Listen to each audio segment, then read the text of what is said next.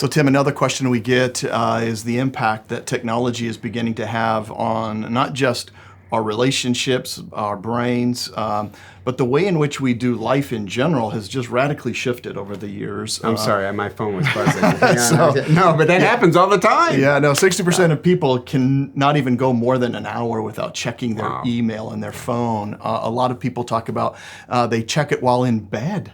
Before going to sleep. Over half the people say, before I go to bed, I'm going to check my phone, right? I can't even go to sleep. And sometimes they'll wake up, even during the night, to see if anybody's posted or said something. Wow. It's just a fascinating, for those that are ages even between 18 and 34, the numbers are even greater than that. So in this idea then of technology's impact on relationships, let's talk some about ways in which you could begin to navigate this if it's beginning to influence what we do, how we feel.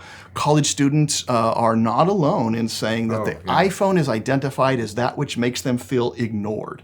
So other people, right, 40% will say, I have felt ignored on a regular basis, and it's usually because someone is more interested in that. And researchers have actually come up with a term for this. They call it technoference, right? This wall, this technological wall that happens. And my wife and I struggle with this, Chris. We notice the way we do it is we'll sit and watch our favorite show. We'll, binge watch something, and we both have our laptop computers out, because it's almost weird just to do one thing at a time, just to be watching television. So Noreen and I noticed that we were on our laptops all the time, even trying to talk to each other. And researchers call that technoference. Now, you have some great thoughts about multitasking. A lot of us think, well, I'm fine. I'm watching TV, I'm on my laptop, I'm talking to my roommate or my spouse. Hey, everything's great. You say that multitasking just we're not as good as we think we are with it, right? No, we're not. In fact, multitasking does this very interesting thing. It requires us to pay attention to different things, and the brain is designed and able to do two things at once. The problem is we switch back and forth between what we're doing, right? That's called multitasking. Well, what comes back with the switching is this thing called switch costs.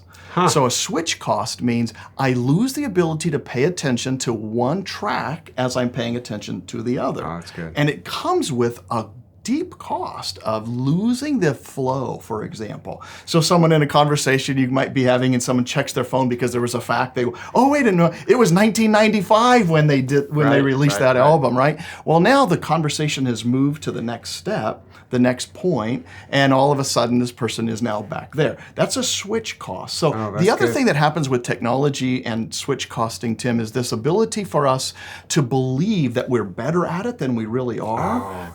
And we begin to lose these nice little flows and reading other people. And I think that's the biggest problem. It's this: when we are paying attention to something else, we lose cues, we lose little nonverbal signs, we don't read emotions as well. And I think that kind of can begin to start piling up in a relationship. So. Yeah, the same scholars who came up with the term technoference also said this, that we start to lose the ability to distinguish between the quality of what interferes in our conversations. In other words, suddenly I hear something out of the corner of my eye on SportsCenter, right? TV's on, and even though my wife is saying something fairly intimate to me, that interference now has the exact same importance to me as what my wife is saying. So, and again, this is where you get frustrated when you're talking to a person and their phone goes off, and it does not matter who is on the phone, that person's going to break away and check their phone.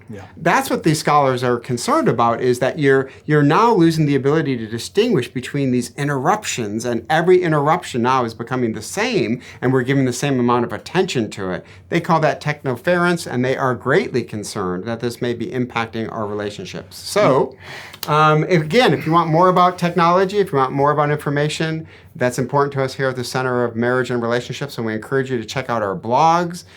Chris and I do a podcast. Check that out. And we hope that this helps just a little bit in your battle with technology.